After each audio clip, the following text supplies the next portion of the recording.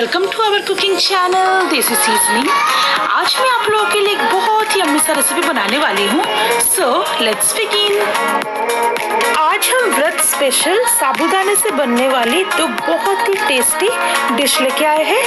आज हम बनाने वाले हैं साबूदाने की खिली खिली खिचड़ी और साबूदाने की क्रिस्पी पकौड़े।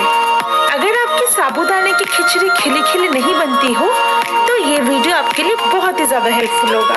तो सबसे पहले हम बनाएंगे साबूदाने की खिचड़ी और सेकंड में हम बनाएंगे साबूदाने के क्रिस्पी वड़े।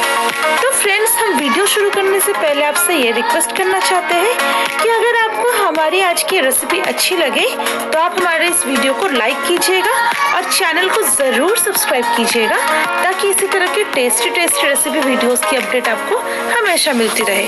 तो चलिए फ्रेंड्स, बिना वक्त गवाए बनाना स्टार्ट करते हैं आज के हमारे ये दो स्पेशल रेसिपीज।